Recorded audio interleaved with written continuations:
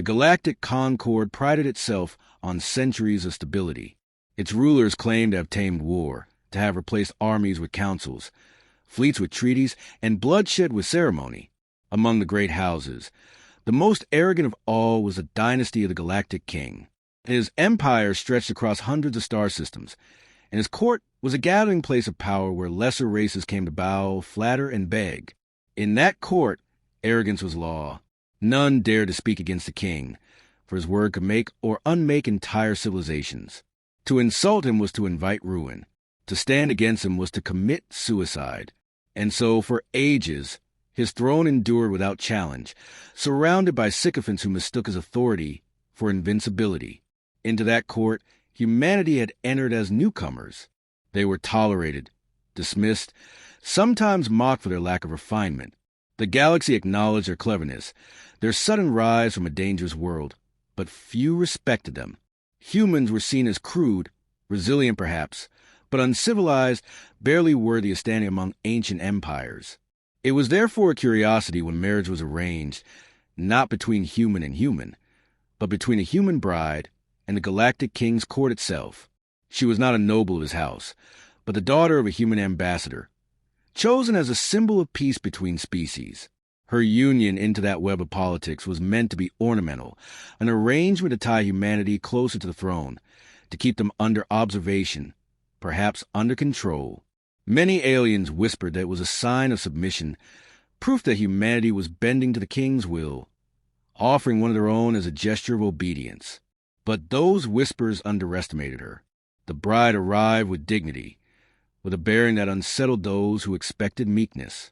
Her eyes held the steady calm of one who had lived through storms and would not bow to mockery. The halls of the king's palace watched her every movement. Alien nobles smirked at her fragility, speaking loudly of how thin her bones must be, how soft her skin looked, how easily she would break if tested. They expected silence, yet she replied with words sharp enough to cut, her intelligence undeniable, her grace steady. She was not cowed, and that in itself was an affront to them. Still, most thought her unimportant. After all, she was only human. The Galactic King, however, had grown accustomed to reminding all in his presence that he was supreme. His power was not only in fleets and armies, but in the humiliation of others. He believed fear was the glue that held the galaxy together. To him, the human bride was a novelty, a token of diplomacy to be flaunted and broken as he saw fit. During a feast meant to showcase unity, with emissaries from dozens of worlds present, he turned his gaze toward her. His voice boomed across the hall, mocking her frailty, demanding she entertain the court with proof of humanity's supposed worth. She stood her ground, refusing to perform for his amusement, and in that refusal he saw what he considered insolence. In his arrogance, he decided to make an example of her, before a hall of witnesses, before representatives of the galaxy. The Galactic King attacked. The court fell silent as the moment shattered into violence. His hand struck with the force of a predator accustomed to breaking prey, claws drawn, intent not just on wounding, but on demonstrating absolute dominance. To the alien nobles, this was spectacle, cruel but not surprising. The king had crushed challengers before, had even executed rivals mid-feast. But this was different. This was a human, a bride bound by alliance, a symbol of diplomacy. And in the eyes of those watching, she was expected to crumble instantly, to bleed and beg, to remind the galaxy that humans were frail creatures unworthy of respect. But she did not fall quietly. The blow staggered her, drew blood, but did not break her will. She rose against the strike, eyes burning with defiance, her voice steady as she declared that she would not bow to tyranny. She fought, not with power equal to his, but with the sheer unyielding resilience of her kind. The court gasped. Fragile, they had called humans. Weak, they had whispered. And yet here she stood, refusing to shatter, refusing to be silent. The king's laughter faltered. The nobles watched in horrified awe. For the first time in memory, the spectacle did not go as planned. What was meant to humiliate instead became a display of resistance. She was bloodied, but she was unbroken, and that single act was enough to shake the foundation of the hall. When word spread to the corridors of power, when the murmurs reached the ears of her husband, The storm truly began. He was no soldier, no general commanding fleets. He was a diplomat, and yet his name carried more weight than legions. Whispers traveled ahead of him, that he never bluffed, that he never forgave, that his patience was legendary, but his retribution absolute. He was a man who had ended wars without firing a shot, who had broken empires with contracts and treaties rather than weapons. Many underestimated him because he wore no armor, carried no blade, commanded no ships. But those who knew trembled at the thought of his anger. They called him the most ruthless diplomat alive, a man who saw diplomacy not as compromise, but as war by other means. He entered the hall where his bride had been attacked, not with rage written across his face, but with a composure colder than ice. His eyes swept across the nobles, across the sycophants, and settled on the king himself. The room seemed to shrink beneath his silence. There was no shouting, no dramatic display. He spoke softly, with words chosen like precision blades.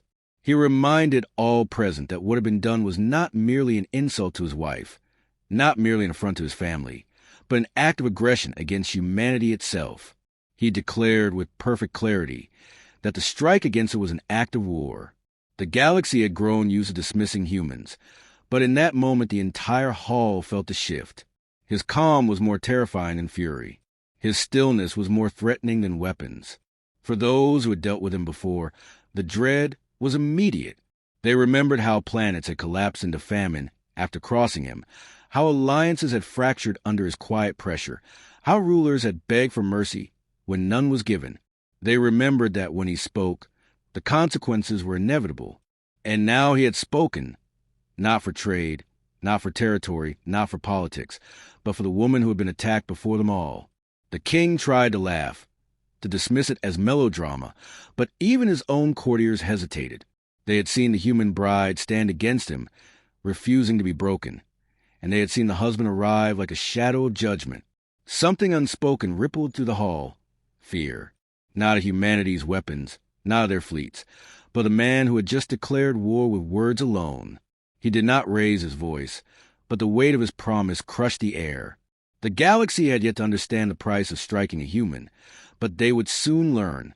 The king thought the matter could be contained. He believed the galaxy feared him enough to dismiss what had happened as a trivial spectacle.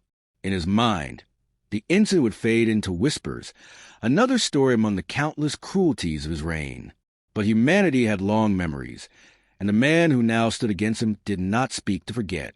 He spoke to ensure permanence. The first move was silence. The diplomat vanished from public sight for a single day, and the galaxy trembled at what that meant. When he returned, his voice was broadcast across the stars. He did not shout or threaten.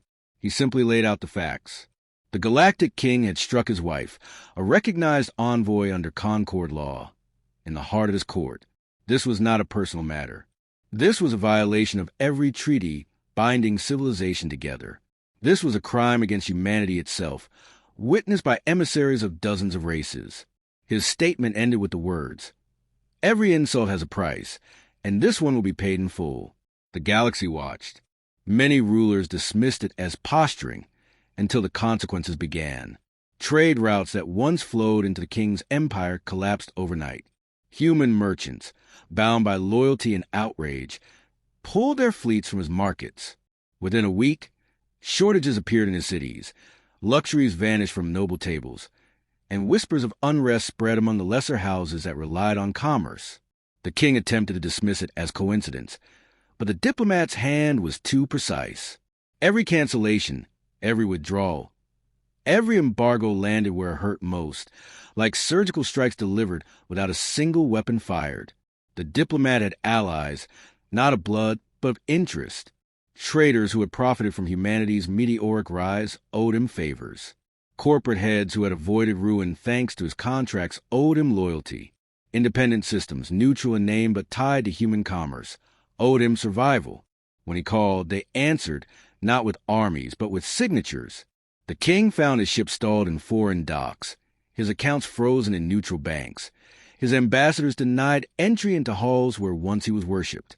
Treaties long ignored were unearthed and enforced with a ruthlessness the galaxy had never seen. Every loophole was closed, every passage weaponized, Every forgotten loss sharpened into a blade aimed at his empire's throat. The king grew furious, demanding retaliation, ordering fleets to prepare. But the fleets themselves were hungry, for supply lines had dried. Captains hesitated, knowing they were being asked to march without rations, without pay, without assurance that their families back home were safe. Governors of border worlds, once loyal, received quiet offers of stability from human envoys. Defect and live, or remain and starve. One by one, outlying systems shifted allegiance, not through invasion, but through survival. Humanity had not sent warships, but the king's borders were shrinking all the same. In the halls of power, alien leaders who had once trembled before the king began whispering differently. They saw a ruler weaken, his arrogance exposed, his throne no longer untouchable. Some saw opportunity, others saw justice. All saw that the humans had turned words into weapons sharper than plasma blades. The diplomat never once raised his voice, never once issued a threat.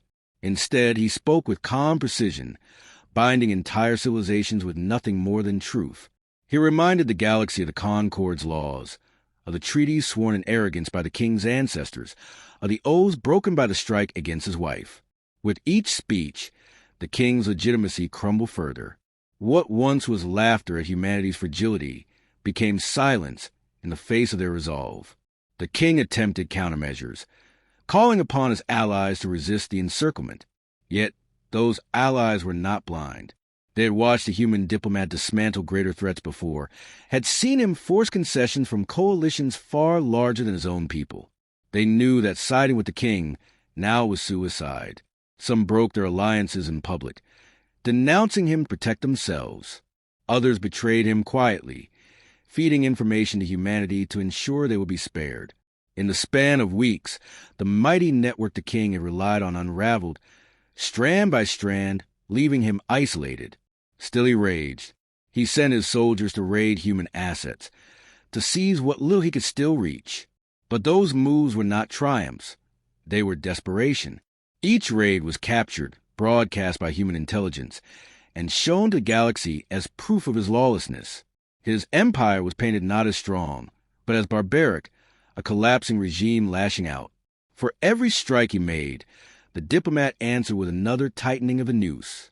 Entire industries were turned against him. Medicines withheld. Energy exports halted. His empire, rich with pride, now found itself begging for scraps, while its ruler demanded obedience at feasts where his table sat bare. The fear spread further than his empire. Other rulers, watching from a distance, began to realize the depth of humanity's power. Not power in fleets, not power in numbers, but power in will. A single human wrong had mobilized half the galaxy against one of its most ancient thrones. The realization struck deep. If this was a consequence of attacking one human, what would happen if humanity itself were truly threatened? The question haunted them, for the answer was one none wished to face. The diplomat, however, never spoke of vengeance. His words were colder than that. He spoke of balance, of law, of debt. He never promised blood. He promised reckoning. He told the king's emissaries that peace was possible, but only through surrender. He gave them contracts that offered survival at the price of humiliation, and he made it clear that refusal would not bring battle, but dissolution. Every conversation with him was a test of nerve, for he never lied, and he never forgave. His calm was unbearable, his patience infinite, and his determination absolute. The king, cornered, tried to lash out with propaganda. He accused humanity of tyranny, of plotting galactic domination. But those accusations rang hollow. The galaxy remembered who had struck first.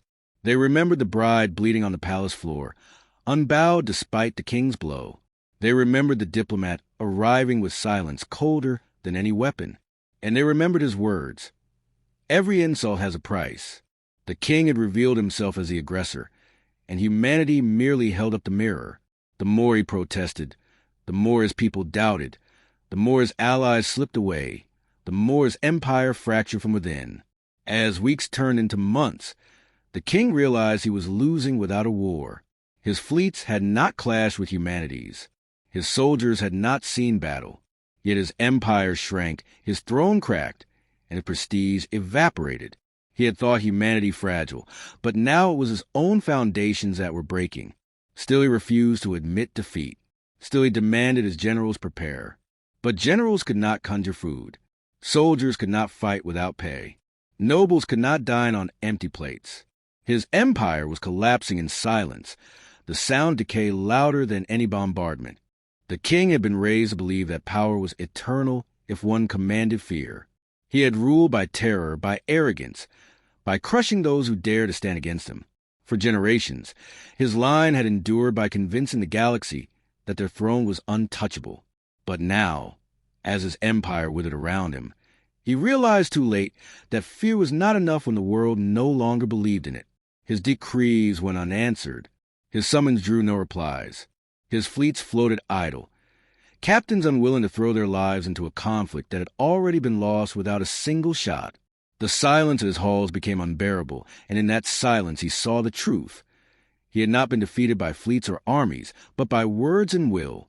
The diplomat's trap revealed itself in stages. At first, it had seemed like nothing more than the tightening of laws and contracts. But then came the revelations. Treaties signed centuries earlier by the king's forebears, forgotten by all but the most obsessive of record keepers, were unearthed and presented to the galaxy. Clauses buried in legal texts, written in arrogance by rulers who thought themselves above accountability, were turned against him. One by one, those treaties condemned his own empire. Ancient agreements bound him to debts unpaid, to reparations long ignored, to obligations he had laughed at when others demanded fulfillment. The diplomat did not laugh. He enforced them with surgical precision, wielding bureaucracy like a weapon forged for this very moment. The galaxy watched in awe as he dismantled the empire from within its own foundations. Entire sectors were stripped from the king's control, transferred by legal right to other powers who suddenly remembered their ancient claims. Fortunes were seized under pretense of unpaid obligations, leaving nobles bankrupt overnight. Military outposts were declared illegal under treaty violations, forcing them to disarm or face united sanction. The king's empire, once vast and arrogant, was not conquered but dissolved, piece by piece, until nothing remained whole. It was the death of a dynasty not by war, but by laws sharpened into execution. The king, in his desperation, demanded a final confrontation. He summoned the diplomat, expecting at last to face a man who would be shaken by proximity to the throne. But when the diplomat entered, he did so with the same silence as always. His presence filled the hall more completely than legions of soldiers. He carried no weapon, no entourage, no army. He carried only the certainty of inevitability. The king tried to bluster, tried to threaten, tried to promise retribution. But his words fell hollow, for all present knew they were empty. The diplomat spoke softly, reminding him of every step that had led here. He reminded him that he had struck a woman who represented peace, that he had broken laws he himself had sworn to uphold, that he had mistaken cruelty for strength. Each reminder cut deeper than blades, stripping away the last offenses of a ruler who now understood he was finished. The confrontation was not loud. There was no screaming, no drawn blades, no clash of armies. There was only a man speaking truth so sharp that it could not be denied. The king's allies abandoned him. His nobles turned their faces. His generals lowered their eyes. In that silence, his throne became meaningless. He had not been dethroned by rebellion, nor overthrown by battle. He had been erased by the consequences of his own arrogance, exposed by a human who refused to bend. His collapse was swift. His empire, fractured and starving, dissolved around him. Worlds declared independence. Fleets mutinied. Governors aligned themselves with humanity or fled into exile. The king, once the most feared man in the galaxy, was reduced to a shadow of authority, his throne crumbling beneath him. When his guards refused to answer his orders, he finally understood the full scope of his defeat. He had been stripped not only of power, but of fear, and without fear he was nothing. His empire was gone, and his name would live only in disgrace. While he fell, the bride rose. She had survived the attack, scarred but unbroken, and her defiance became the symbol of humanity itself. Her voice was carried across the stars as she stood before the galaxy and declared that weakness was not what defined her people. She reminded them that restraint was not submission, that peace was not fragility, that humanity's silence should never be mistaken for cowardice. Her survival became proof of resilience, and her words became a warning. Every empire, every throne, every race watching understood that humanity would not be mocked, would not be dismissed, and would not forgive. They had thought her fragile, yet she endured. They had thought her weak, yet she stood. They had thought her husband powerless, yet he had destroyed a dynasty without raising a single weapon. Together, they became the embodiment of humanity's truth, unyielding, relentless, terrifying in their resolve. The galaxy whispered, and the whispers grew into fear. Rulers spoke quietly of the lesson learned, passing it through their courts like a warning carried on the wind. They understood now that humans fought differently. They did not fight for territory. They did not fight for pride. They did not fight for spectacle. They fought only when driven, and when they fought to end. A single human's suffering had brought down a galactic empire. A single strike against a human had cost more than centuries of conquest. The galaxy could not ignore the truth any longer. Humanity was not to be underestimated. They were death worlders, forged in struggle, tempered by survival, and armed with what could break empires without drawing blood. The diplomat and his bride did not boast. They did not revel in victory. They simply stood, unbroken, while the galaxy trembled. Their silence was more terrifying than any declaration. Their calm was more unbearable than any threat. They had shown that humanity's greatest weapon was not its fleets, not its soldiers, not its technology, but its resolve. To strike a human was to invite annihilation, not through war, but through inevitability. And the galaxy knew it. The king's name faded. His throne lay in ruins. His empire dissolved into fragments. But the lesson endured, carved into the hearts of every ruler, every noble, every council that had watched. Never again would a human be dismissed as fragile. Never again would their love be seen as weakness. Never again would their patience be mistaken for submission. For they had learned, painfully and permanently, that the most dangerous thing in the galaxy was not a human with a weapon, but a human who had been wronged. In the end, the galaxy's most powerful empires came to a single understanding. They whispered it in fear, taught it to their heirs, etched it into their laws. They repeated it as both warning and prayer. Never touch a human, and never, ever touch what a human loves.